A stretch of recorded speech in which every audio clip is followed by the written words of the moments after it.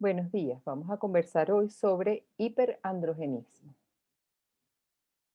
Para comenzar, vamos a aclarar ciertas definiciones relacionadas con el tema.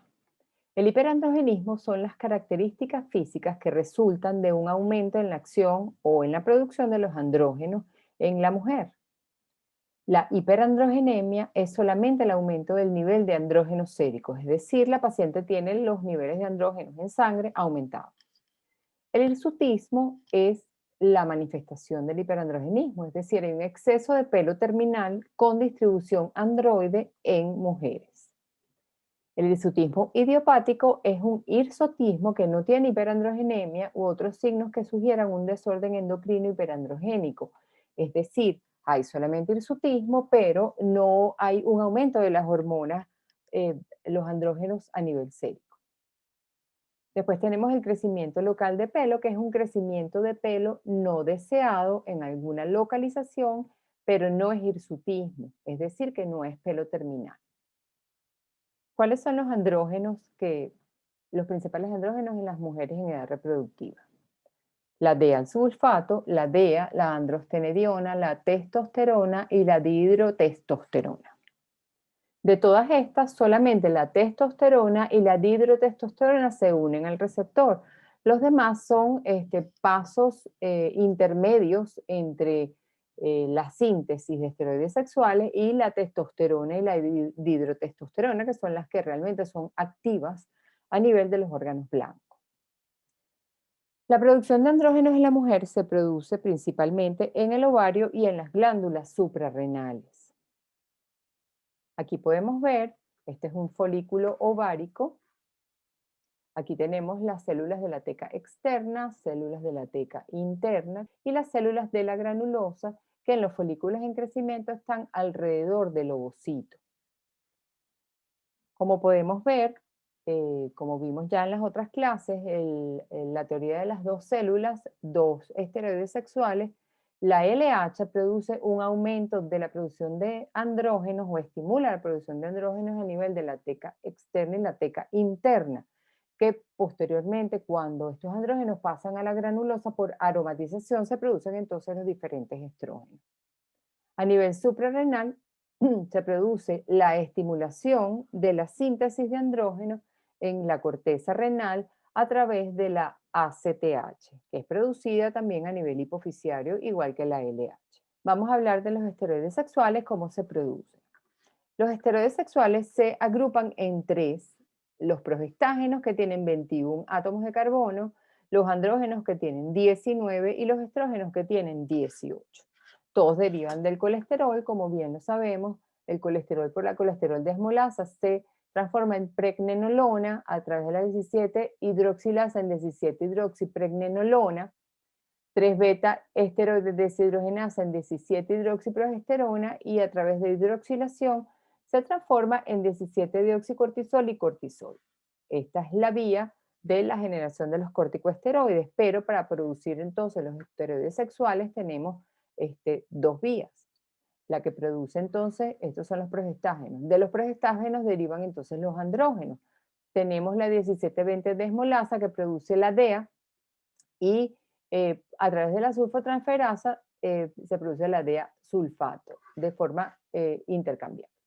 Después tenemos que de la DEA-sulfato y también de la 17-hidroxiprogesterona se deriva la androstenediona.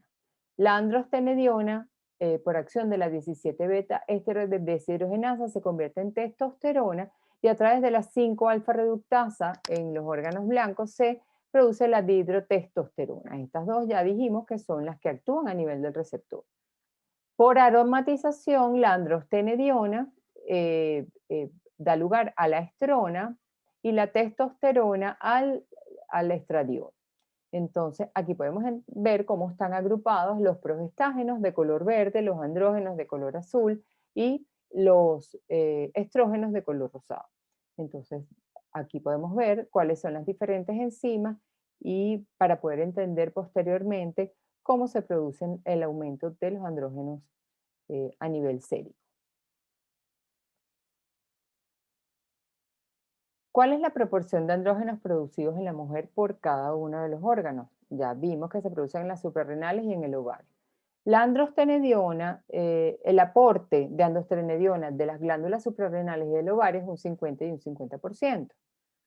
Después tenemos que el 50% de esta androstenediona se convierte en testosterona, pero también un 25% es producido por la suprarrenal y otro 25% producido por el ovario. Con respecto a la DEA y a la DEA sulfato, está producido prácticamente por la glándula suprarrenal solamente. La DEA puede ser producida en un 10% por el ovario. Pero bueno, consideramos entonces la DEA como un marcador de producción de andrógenos a nivel suprarrenal. ¿Cuáles son las acciones fisiológicas de los andrógenos? La testosterona, una vez que entra a la célula, es reducida por la 5-alfa reductasa a dihidrotestosterona. Esta dihidrotestosterona se une al receptor de andrógenos y puede producir en los genitales externos, en el caso de los varones, diferenciación sexual, maduración durante la pubertad, en el caso del folículo piloso, aumento del crecimiento del pelo, y en el ovario se ha visto que tiene funciones para optimizar el desarrollo folicular, o sea que un nivel de andrógenos adecuado es necesario para poder llevar a cabo la ovulación de forma adecuada. Esta misma testosterona se puede unir directamente al receptor de andrógenos y producir en el feto varón el desarrollo de los conductos de Wolff.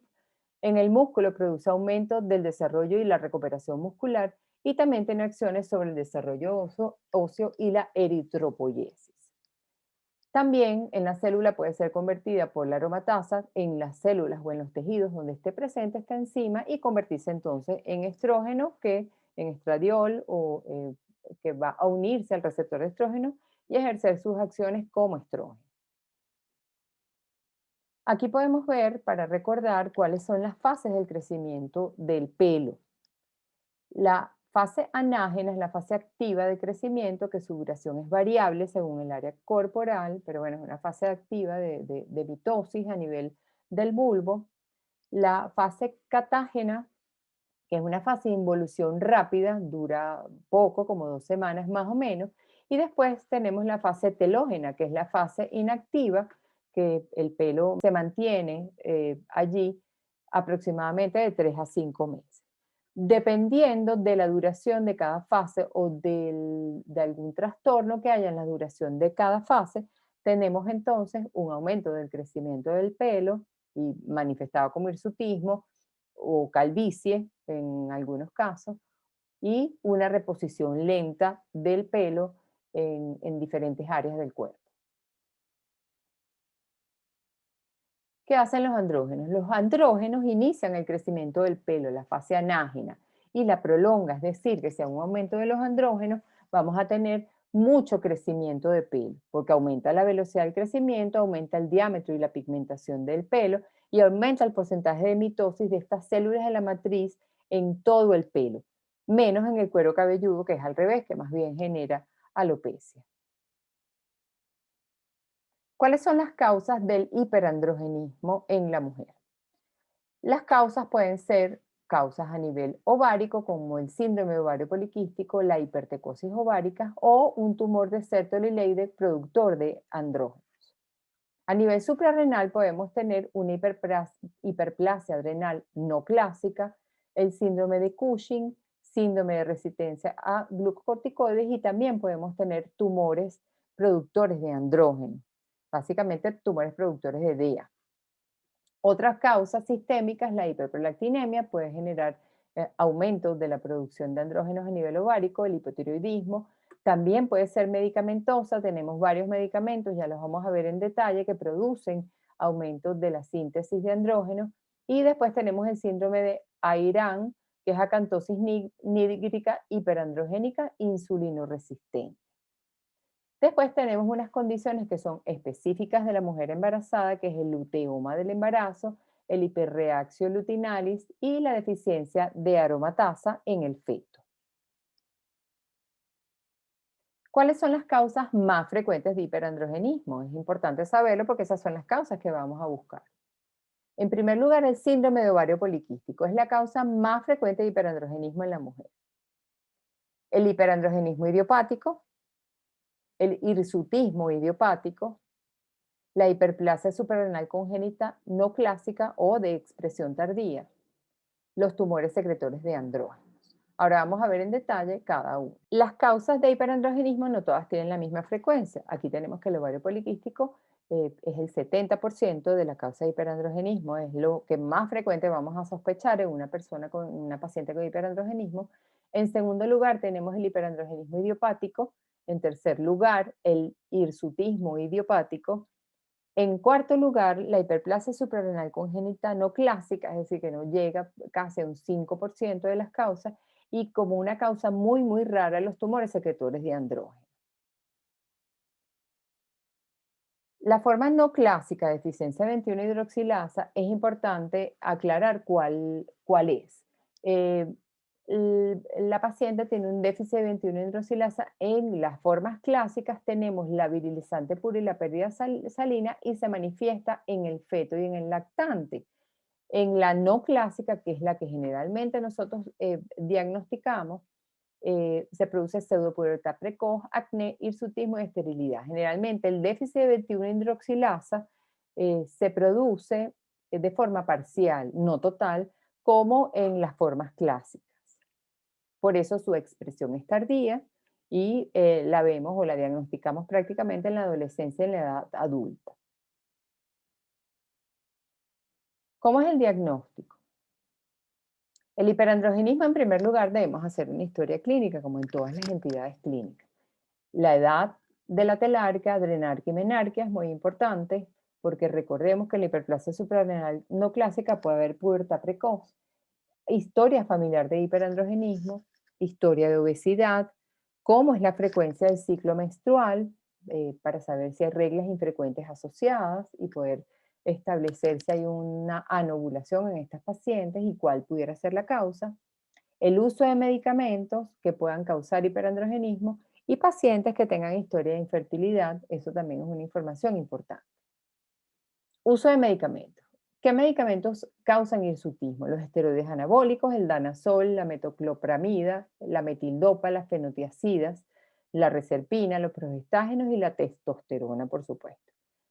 También hay unos medicamentos que producen hipertricosis, que no es hirsutismo, que son la ciclosporina, el diazócido, la hidrocortisona, el minoxidil, la penicilamida, la fenitoína y la streptomicina. Entonces es importante interrogar el uso de estos medicamentos para descartarlos como causa de hiperandrogenismo.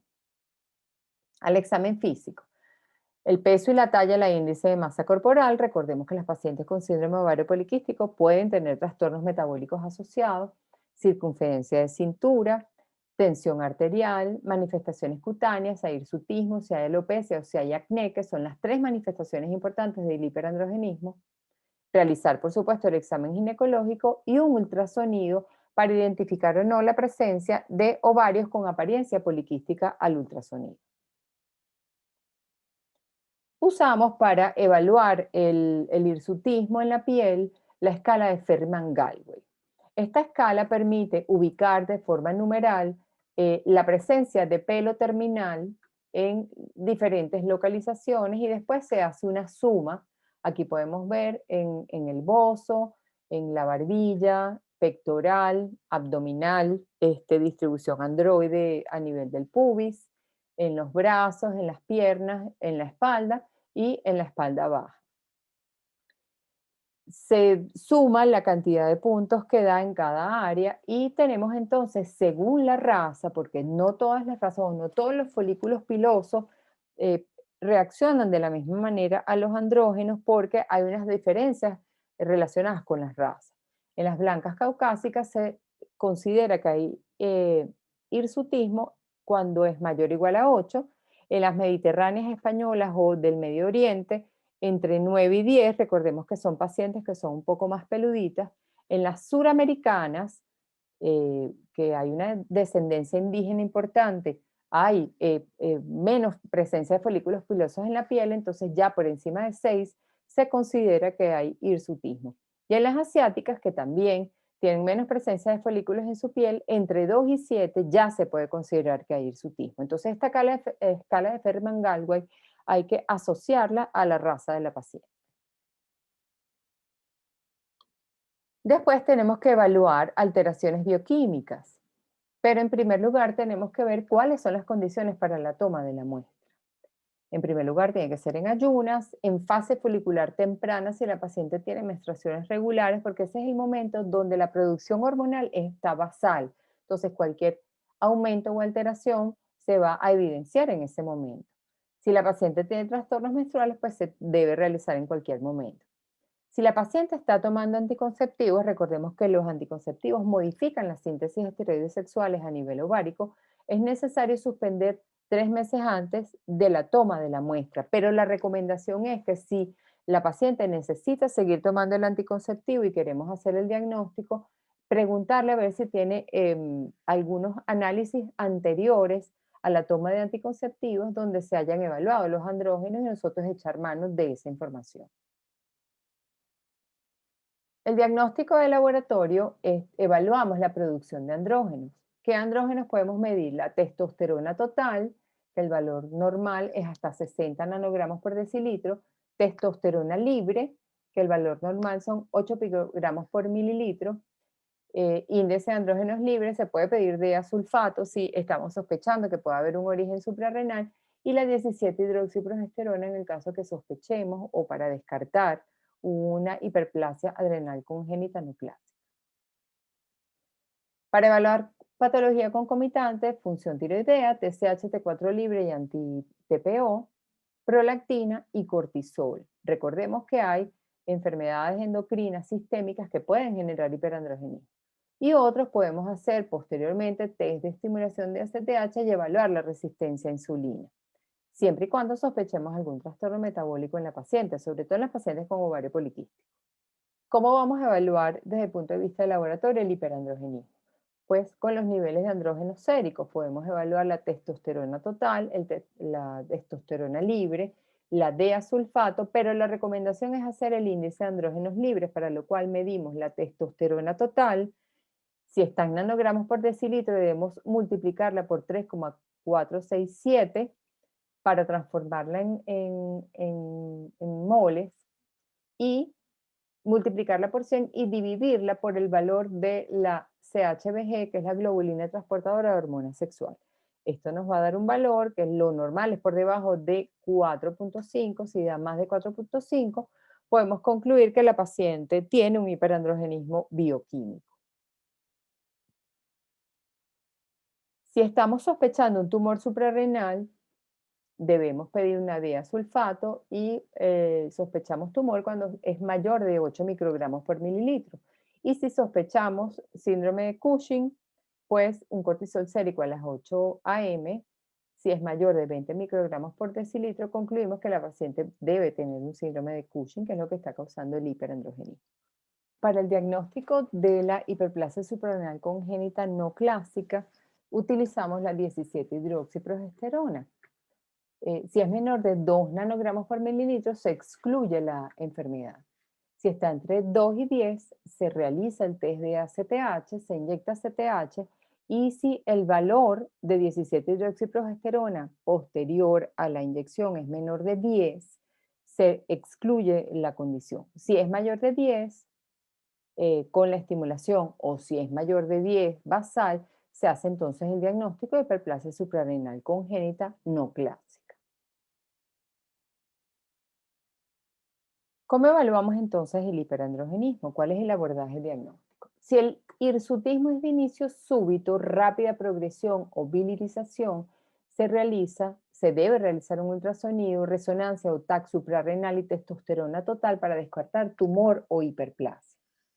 Si el hirsutismo es de inicio peripuberal, de progresión lenta y sin virilización, debemos ya sospechar una causa distinta a los tumores. Se realiza entonces la escala de Ferriman-Gallwey, la medición de índice de andrógenos libres, para lo que utilizamos testosterona total y la globulina transportadora de hormonas sexuales, un ultrasonido ginecológico, excluir otras patologías que clínicamente nos parezcan sospechosas, como tiroides, Cushing, hiperprolactinemia y el uso de medicamentos. En el caso de hirsutismo con aumento de índice de andrógenos libres, oligoanovulación o ovarios poliquísticos al ultrasonido, si hemos excluido hiperplasia suprarrenal congénita no clásica, el diagnóstico más probable debe ser un síndrome de ovario poliquístico. En el caso de que haya hirsutismo, aumento del índice de andrógenos libres y hayamos excluido la hiperplasia suprarrenal, debe tratarse de un hiperandrogenismo idiopático. En el caso de que tengamos solo hirsutismo con niveles de andrógenos normales y exclusión de hiperplasia suprarrenal congénita no clásica, podemos concluir que es un hirsutismo idiopático. El hiperandrogenismo puede entonces producirse por un aumento en la producción, una disminución del transporte, es decir, que hay una mayor fracción libre, y una mayor respuesta del órgano blanco, en este caso la piel. Entonces, estos son los tres niveles que vamos a diagnosticar y que vamos a trabajar desde el punto de vista terapéutico. ¿Cuándo hay un aumento en la producción? En el síndrome de ovario poliquístico, que ya vimos que es el 70-80% del hiperandrogenismo, en la hipertricosis ovárica y por supuesto en los tumores ováricos. ¿Cómo lo diagnosticamos? Con testosterona total, índice de andrógenos libres, ultrasonido y la frecuencia menstrual de la paciente. En el caso del aumento de la producción a nivel suprarrenal, que es la hiperplasia suprarrenal congénita no clásica, que es un 4% apenas de las causas de hiperandrogenismo, podemos también descartar un síndrome de Cushing y tumores. En este caso utilizamos diasulfato, 17-hidroxiprogesterona o colesterol sérico para hacer el diagnóstico de aumento de producción de andrógenos a nivel suprarrenal. Cuando hay alteraciones en el transporte, ¿en qué ocasiones hay un descenso de la globulina transportadora de hormona sexual? En el hiperinsulinismo, en el hiperandrogenismo y en pacientes que utilizan progestágenos, danazol y glucocorticoides. ¿Cuándo podemos considerar que hay una alteración en el órgano blanco? Es decir, que el órgano blanco está más reactivo. En el hirsutismo idiopático, que vemos una actividad de la 5-alfa reductasa, recordemos que la 5-alfa reductasa quien transforma la testosterona total en dihidrotestosterona, que es una forma más potente o con mayor afinidad con el receptor de estrógeno, cuando hay un aumento del número de la afinidad de los receptores. Esto puede ser una condición que puede estar definida por la raza perfectamente. ¿Cómo es el tratamiento del hiperandrogenismo? Hay algunas consideraciones generales que debemos tomar en cuenta. En primer lugar, la meta del tratamiento farmacológico del hiperandrogenismo es reducir la producción y la acción de los andrógenos. Es importante una adecuada evaluación de su etiología para poder entonces tratar las manifestaciones clínicas, tanto el hirsutismo como el acné, la seborrea, la alopecia, la infertilidad y las alteraciones metabólicas. Todo esto va a depender de qué es lo que esté causando el hiperandrogenismo. La edad y el deseo de embarazo son factores decisivos en la elección de la terapia, porque es una terapia completamente distinta si la persona o la paciente es una chica joven que no desea embarazo y desea anticoncepción a una mujer en edad reproductiva que desea embarazo. Las medidas no farmacológicas son bien importantes según la patología, sobre todo en las pacientes con ovario poliquístico, que es la patología más frecuente asociada a hiperandrogenismo. Es importante educar a la paciente en cuanto a las limitaciones del tratamiento. Los tratamientos no van a tumbar todo el pelo de la piel, es necesario combinar tratamientos. La efectividad, hay algunos tratamientos más efectivos que otros y hay veces que hay que utilizar combinaciones de tratamientos para lograr efectividad. Es un tratamiento crónico, son pacientes que requieren tratamientos por muchos años para lograr entonces el objetivo y la efectividad del tratamiento no se ve al mes de tratamiento. Hay que esperar por lo menos 6 meses para ver cuán efectivo es el tratamiento hormonal. Y por supuesto tiene efectos secundarios que es importante que la paciente los tome en cuenta y esté prevenida. La fisiopatología y la etiología del exceso de andrógenos es variada y repercute negativamente tanto a nivel estético, reproductivo, metabólico y cardiovascular. Es importante tener en cuenta que El hiperandrogenismo requiere un estudio y manejo multidisciplinario. Normalmente el manejo es en conjunto con el ginecólogo, el endocrinólogo y el dermatólogo. ¿Cuál es el tratamiento no farmacológico? En primer lugar, pues modificaciones del estilo de vida, reducción de peso de un 5 al 10% en pacientes hirsutas o con ovario poliquístico. Esta disminución produce una disminución de la producción androgénica y un aumento de la síntesis de CHBG a nivel hepático. Mejora el metabolismo de los carbohidratos y los lípidos y disminuye los factores trombogénicos como el PAI-1. Y además genera una regulación del ciclo menstrual en estos pacientes. Y por supuesto, en las pacientes que deseen embarazo, mejora la fertilidad porque la tasa de ovulación mejora solamente con modificación del estilo de vida. ¿Cómo tratamos hormonalmente el hiperandrogenismo? En primer lugar, tenemos los factores que inhiben la producción. Aquí el caballito de batalla son los anticonceptivos combinados, tomando en cuenta su componente estrogénico y su componente progestágeno. Tenemos también los análogos de GnRH que inhiben la producción de andrógenos y los glucocorticoides en el caso de la hiperplasia suprarrenal solamente. ¿Qué hace el componente estrogénico de los anticonceptivos hormonales combinados? Inhibe la producción gonadal de andrógenos porque disminuye la FSH y el LH. Recordemos que la LH estimula las células de la teca para producir andrógenos. Hay un aumento de la producción hepática de CHBG. Los estrógenos, a través del primer paso hepático, producen un aumento de la síntesis a ese nivel.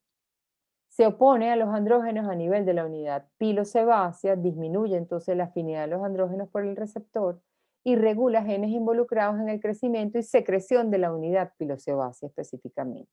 Y además tiene un efecto antiinflamatorio importante en las pacientes con acné. Después tenemos el componente progestínico antiandrogénico. Debe ser antiandrogénico para que haga el efecto que estamos buscando.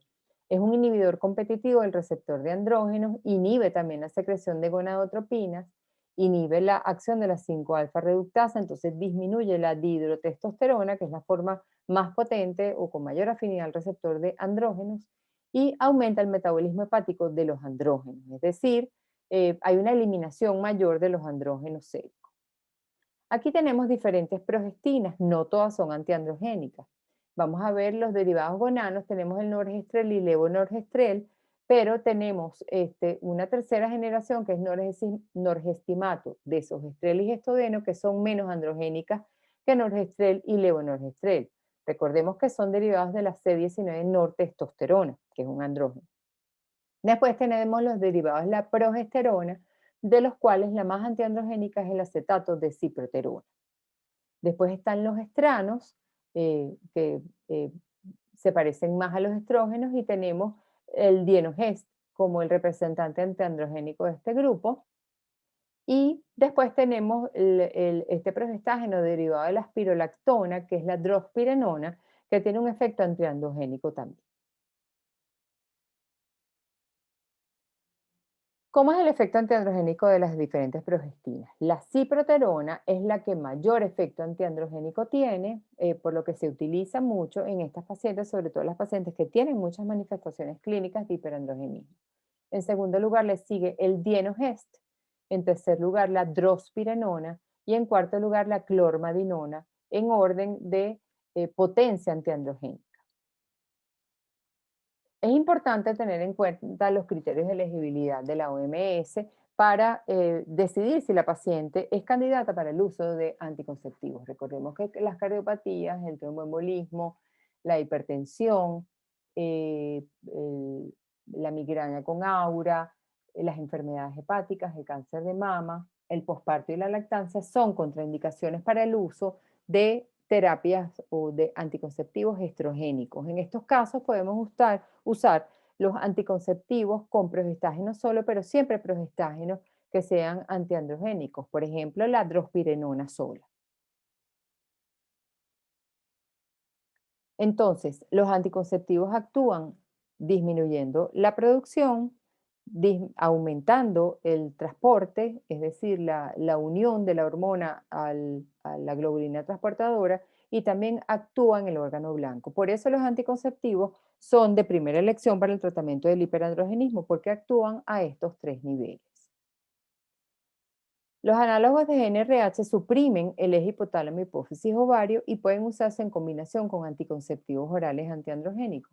Solo se utiliza en casos muy severos y resistentes a terapias tradicionales. No se usa de rutina.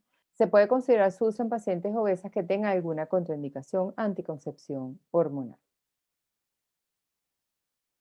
Los análogos de GnRH entonces actúan aquí, disminuyendo la producción. ¿Cómo hacemos para bloquear de forma periférica la acción androgénica, es decir, actuando a nivel del órgano blanco? Debemos utilizar antagonistas del receptor de andrógenos como la espironolactona, que es un diurético, pero que también es un antagonista del receptor de andrógenos, la flutamida, el acetato de ciproterona, que lo vimos como componente de anticoncepción hormonal combinada. Después tenemos los antagonistas de la 5-alfa reductasa como el finasteride. Es muy importante tomar en cuenta que todos estos antagonistas son teratogénicos y no pueden utilizarse en pacientes sin protección, en pacientes que estén buscando embarazo o en pacientes que no tengan una anticoncepción eficaz. ¿Cómo actúa la espironolactona? Compite por el receptor de andrógenos y además inhibe enzimas necesarias para la síntesis de andrógeno. Entonces, no solamente actúa a nivel del órgano blanco, sino que disminuye la producción de andrógeno. La dosis son 100 miligramos B y D. Los efectos secundarios, dispepsia, poliuria, fatiga y trastornos menstruales.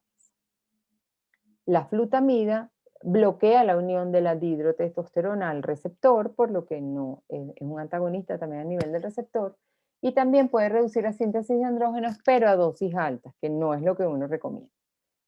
Tiene hepatotoxicidad fatal, muy infrecuente, razón por la cual en algunos países no está aprobado este uso o no está aprobado el uso de este medicamento. La dosis son 250 miligramos diarios, pero en dosis de 125 se puede ver efectos, sobre todo si se combinan con otros medicamentos como los anticonceptivos y la metformina. Solo debe usarse en casos resistentes a otro tratamiento porque por sus efectos secundarios y sobre todo por el miedo de la hepatotoxicidad. Después tenemos el acetato de ciproterona, recordemos que es un progestágeno antiandrogénico y se une bloqueando la unión de la dihidrotestosterona al receptor, es decir, que también es un antagonista de los andrógenos, también reduce la actividad de la 5-alfa reductasa en la piel, reduce la secreción ovárica de andrógenos, entonces no solo actúa en el órgano blanco, sino en la producción de andrógenos. Y como es un progestágeno, inhibe la secreción de FSH y LH, por lo que disminuye la producción ovárica de andrógenos.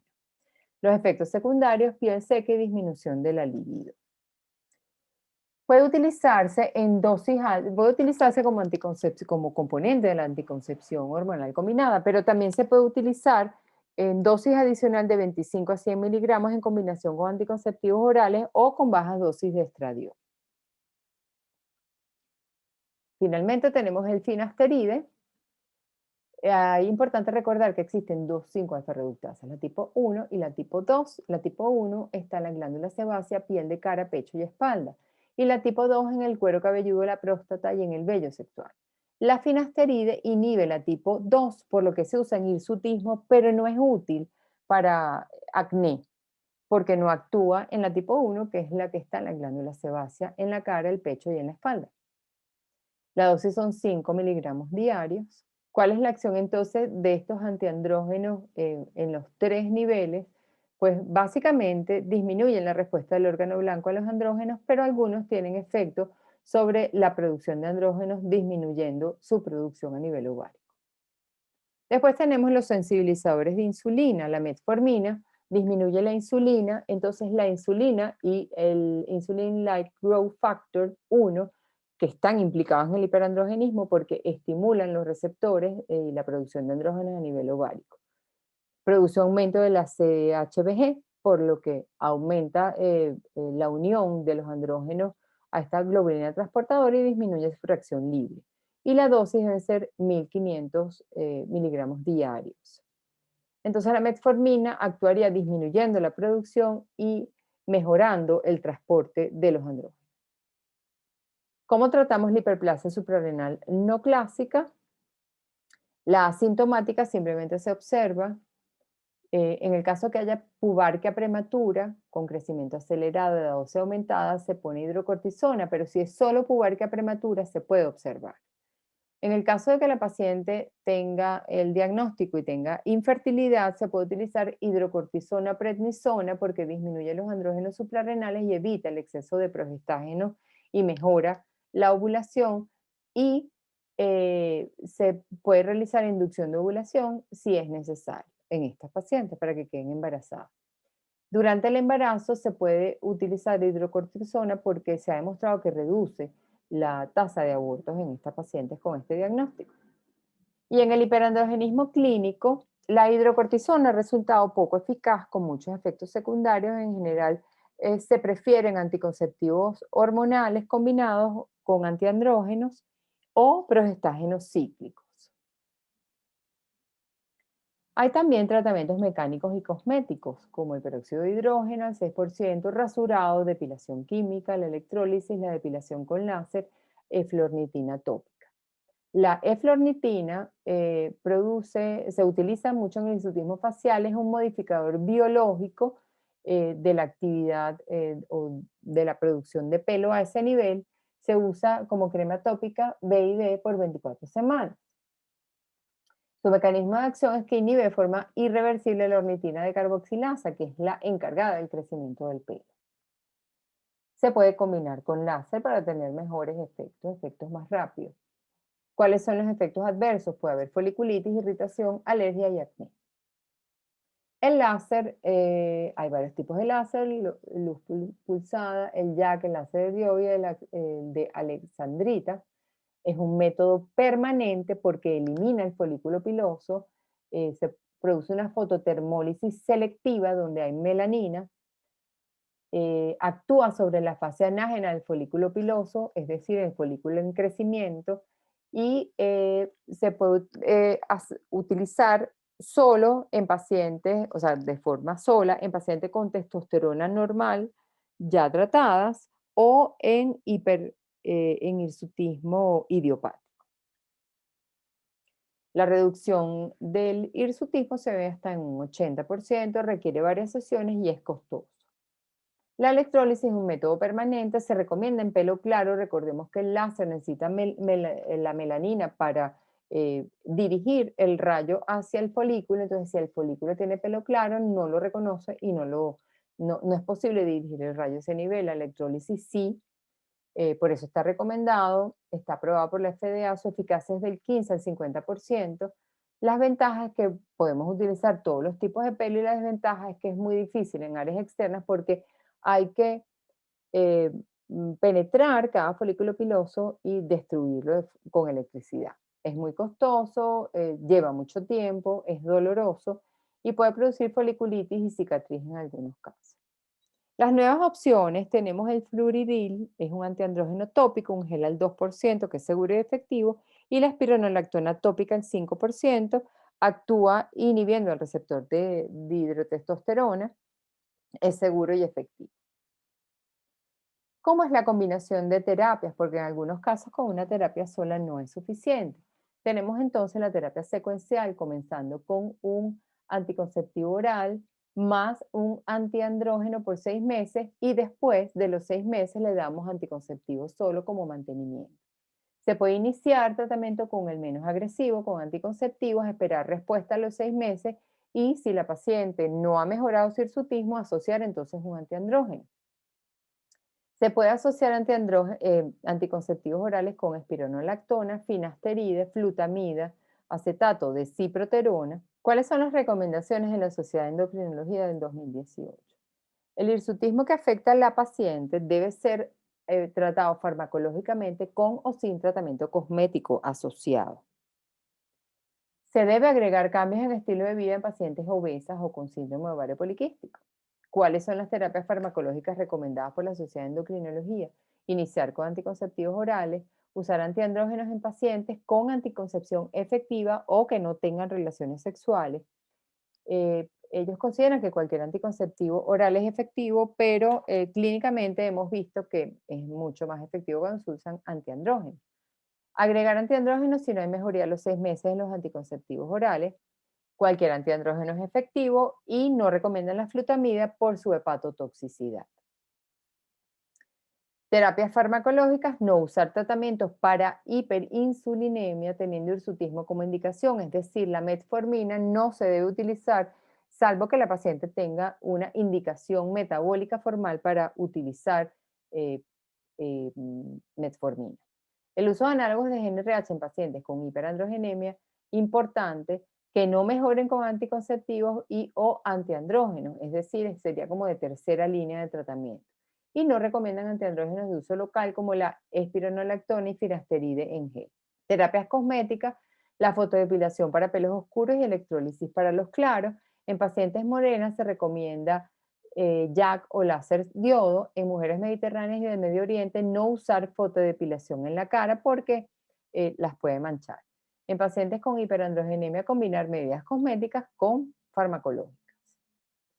En conclusión, el hiperandrogenismo puede ser manifestación de un trastorno endocrinológico que debe ser atendido.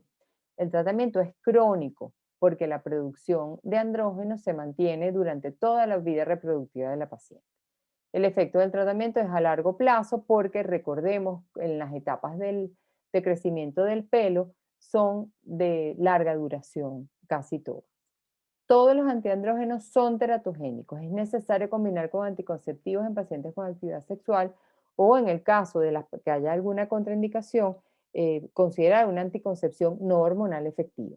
Gracias y feliz día para todos.